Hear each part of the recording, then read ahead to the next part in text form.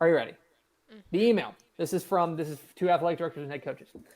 UIL is aware of Governor Abbott's announcement yesterday. We are currently and have been working with the appropriate state officials to allow schools to begin limited summer strength and conditioning on June 8th, 2020. As soon as we have details of that plan, we will release them to schools to allow time to plan and prepare for bringing students back to campus for these purposes. We hope to have those details released to you this week. Thank you, Dr. Susan Elza, the UIL Director of Athletics.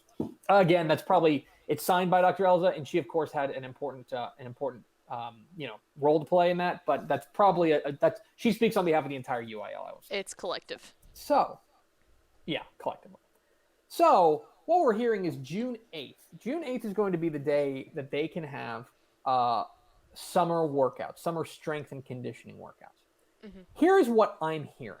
Okay, and this is something that has been bandied about and kind of been rattling in the undercurrent of high school football nerds for a while, but that this is going to be outdoors only is what I'm hearing. Mm-hmm. And it's going to have some sort of limits on the number of athletes that can be there. Right. I don't know what that limit is going to be, but and that there would be a limit to the amount of equipment you could use. For example, it's illegal, by the way, right now to use helmets and pads right now in the off season. As it should be. There are going to be some sort of precautions to allow them, but should allow them to do strength and conditioning workouts. What I imagine this is going to end up being is coaches getting their players out to there to do basically conditioning. You know what I mean? Right. To get into shape and stuff like that. They will probably strength and conditioning would seem to indicate that they will probably not be throwing the football around. Strength and conditioning seems to indicate that they will that they're not going to be installing schemes and things like that. Mm-hmm. There will be limits on that type of stuff. And I would imagine that the UIL is going to tell them to keep some distance and stuff like that, and to be smart about this. Okay. Let's talk about what that means. What that means is, I think, a meaningful first step towards getting football back in the fall. I think that it's something that if this wasn't happening, we would be in some trouble. I think that this is the kind of thing that is going to be a baby step for the UIL to open things up. So that's what it means. Let's talk about what it doesn't mean. I don't think this. I do not think that this is going to. We're also hearing that they could allow some sports-specific work. So we'll see what that means whenever the details come out. Again, there's a lot that's going to be TBA from this UIL announcement. But here's what it doesn't mean. And I think this is really important. This doesn't mean that we're guaranteed to have football in the fall. And I'm not here to be Debbie Downer here. I'm not here because I do think this is good news ultimately. I think this is a promising step. But this doesn't mean that we're guaranteed to have football in the fall. This strikes me as a test balloon. Mm-hmm. And the UIL is going to open things up in a very slight way and see what happens. If everything goes okay and people stay safe and there's nothing really to report on, if these are boring workouts fundamentally, that's good news. That's very good news. That means that would mean good news for the fall. If players and coaches start getting sick in droves, we're going to be in deep doo-doo. Mm-hmm. Because to me, this is the crucial moment. Mm-hmm. And whenever they open it up on June 8th, from June 8th until, let's say, the 4th of July, since there's apparently about a 3-week lag in data, right? If a lot of kids or players, if a lot of players or coaches start getting sick, that's bad news. And the UIL is not going to if that would make me a lot less encouraged about the idea of football in the fall.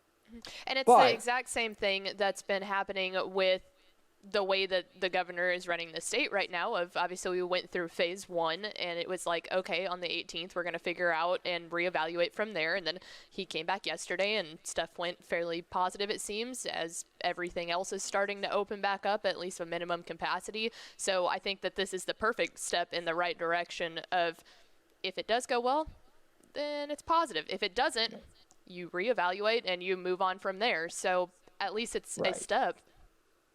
Yes, this is a step, and it's an important step, and it is a first step, but it is only a first step.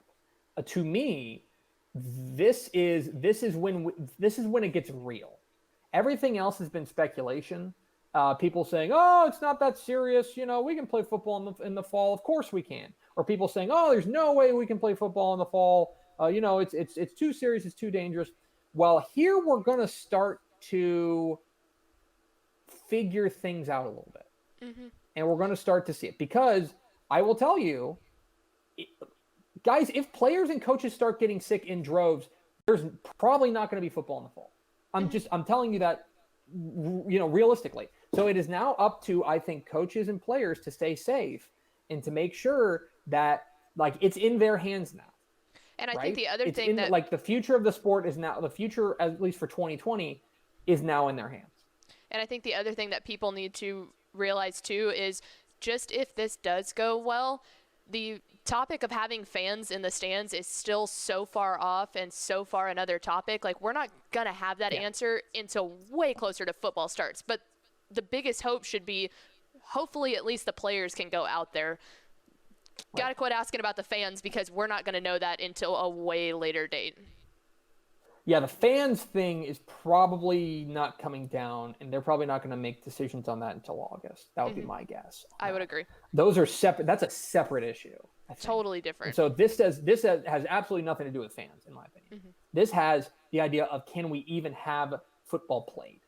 Exactly. And so that's where we're at right now. That's the step. And I know everybody's impatient. I know everybody's tired of being at home. I get it. I'm impatient too. And I'm sick of being stuck at home as well. But these are the important steps that have to be taken. And I think that this is the kind of gradual step you would expect from the UIL. But it's going to be, you know, it's going to be important that this goes well. If it goes well, that bodes pretty well for the fall. I agree. If it doesn't go well, then the UIL is going to have some really tough decisions to make, because they're not going to, plain and simple. I don't mean to speak for the UIL here, but I think this is probably safe to say, they're not going to put kids in harm's way. No. And if it becomes apparent that you can't play football without getting this thing, then they're probably not going to do it. Right, and that's how it should be. As much as that would stink, safety should come first for the athletes. So there's that. That's big news. We'll, of course, be following the story as closely as we can. Again, there's still a lot we don't know. This is a pretty vague announcement here by the UIL, with basically a date. Like, the date is the big headline here, in June 8th. And so that football will be, or at least summer workouts and strength and conditioning workouts will be allowed. It sounds like be allowed to start on June 8th. So we will bring you more details when we get them.